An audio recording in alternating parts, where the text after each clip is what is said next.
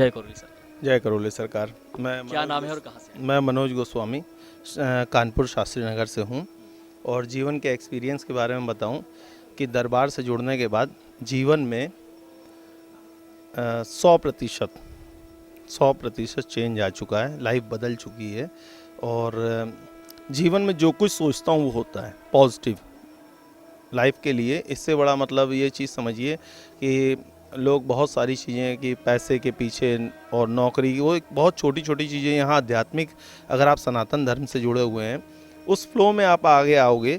जिन चीज़ों के लिए हमें मनुष्य जन्म मिला है, अगर हम उस पे सोचते हैं, जरा भी हमें अगर कनेक्टिंग है ईश्वर शिव से, या मतलब ये समझिए कि ब्रह्मांड के पिता से, तो हमारे लिए कोई, ये दरबार हमारे ही लिए बना हुआ है, हमारे ही जैसे भक्तों के लिए बना हुआ है। मनोज जी, पहली बार में ही आपने बोल दिया कि जीवन के 100% जो है वो समस्याएं दूर हो चुकी हैं। जी।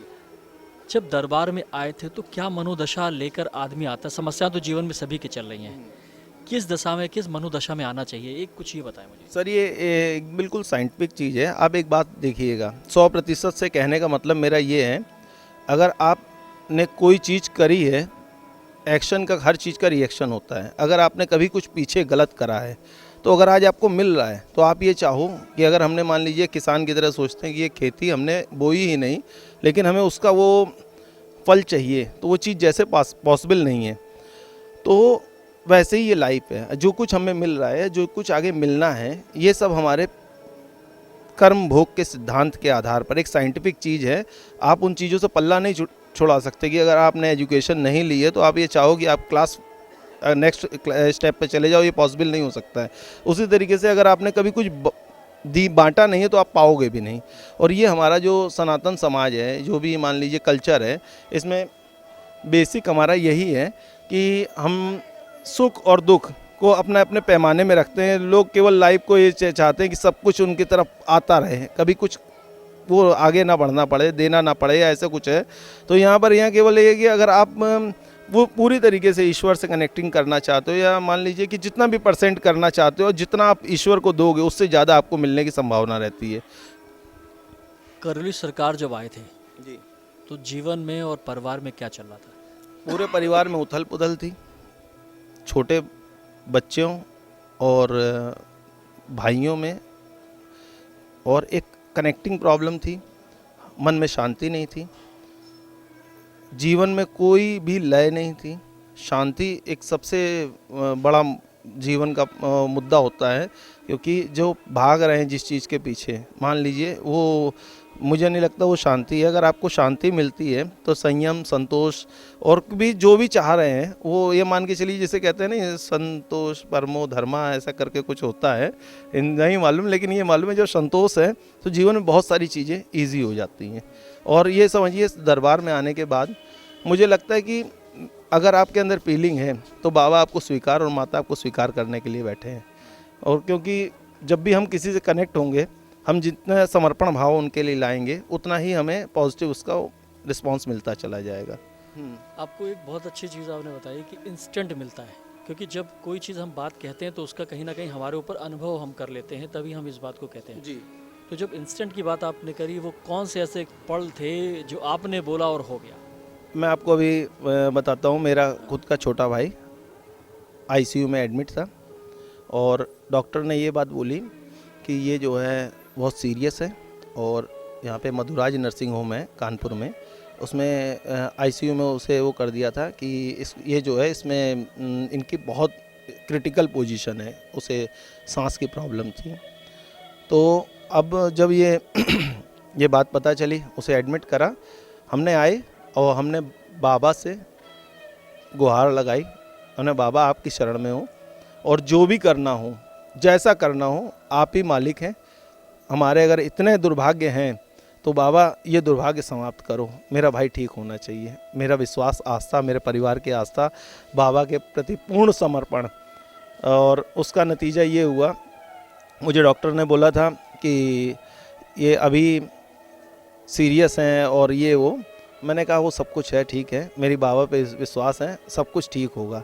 और मेरा भाई अगले दिन 11:30 बजे, 12 बजे डॉक्टर ने डिस्चार्ज कर दिया। ये अरे आईसीयू से इतना नॉर्मल हो चुके हैं कि अभी बिल्कुल नॉर्मल हो गए हैं।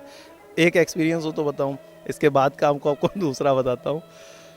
अभी ये कल की बात है, मतलब आज तारीख है 25 है, ये 24 तारीख की बात है। मेरे साले की लड़की 5 महीने की पिछले 20 दिन से हॉस्पिटल में थी और 4 दिन से वेंटिलेटर पे थी। 5 महीने का बच्चा, और बाबा ने उसकी अकाल मृत्यु 1.5 माह का उसका जीवन काल था। उन्होंने उसको बुलाया, उसके ताऊ को, मतलब बच्ची के ताऊ को, बाबा से प्रार्थना करवाई कि इसकी अकाल मृत्यु काट दें बाबा। और बाबा की वो कृपा है कि आज के दिन में, मतलब आज अभी 24 घंटे नहीं हुए हैं, वो लड़की की आंखें खुल गई हैं, वेंटिलेटर से हट गई हैं, और उसके जीवन में, मतलब मैं मुझे मालूम है परिवर्तन हो गया। उसका लाइफ बाबा ने सेट कर दी। उसको आगे ही बढ़ना, अब कहीं उसको कोई ब्रेकर भी नहीं मिलना। अब उसको हाईवे पे बाबा की गोद में, तो उससे अब ज़्यादा सेफ हैंड तो कहीं मिल ही नहीं सकते। हम तो सीधी सी बात ये जानते हैं, हमें केवल बाबा के मूल मंत्र ओम नमः शिवाय को जाप करना है, और अपने सनातन धर्म में जो भी प्रयास हम, जिसमें हमें ईश्वर ने रखा है, और आगे भी अगर जन्म मिले तो बाबा के श्री चरणों के आसपास मिले, उनकी कृपा हम पे बरसती रहे। जीवन में इतने ढेर सारे सुखद अनुभव रहे हैं, उसके लिए गुरुजी को क्या कहना चाहते हैं? इन्फिनिटी तक जब तक जीवन है मेरा, जब तक मुझे मुक्ति नहीं मिलती, मैं इतने बड़े शब्द बोल रहा हूँ क्योंकि मुझे मालूम है मुक्ति ही सबसे मुश्किल काम है। जब तक मुक्ति नहीं मिलती तब तक रोम रोम रोया रोया दरबार का, बाबा जी का, गुरु माता जी का, और हमारे प्यारे गुरुदेव का ऋणी रहेगा। और मैं कहता हूँ बाबा, हम गलती करें, पीट देना, मार लेना, लेकिन अपने चरणों से कभी दूर ना करना। आपका कोई सवाल हो जो आप गुरुजी से जानना चाहते हैं, या कोई जानकारी चाहते हैं, तो कृपया इस नंबर पर व्हाट्सएप करें।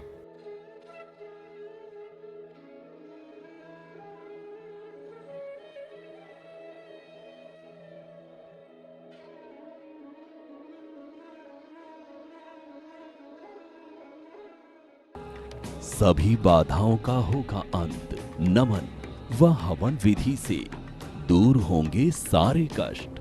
देखिए करौली सरकार पूर्वज मुक्तिधाम कानपुर का विशेष प्रसारण प्रतिदिन प्रातः 9:50 से एवं सायं 7:20 पर केवल दिशा टीवी पर। NW24 यूट्यूब चैनल को देखें और सब्सक्राइब करें, जिससे आप तक सभी वीडियो और जानकारी पहुंच सके।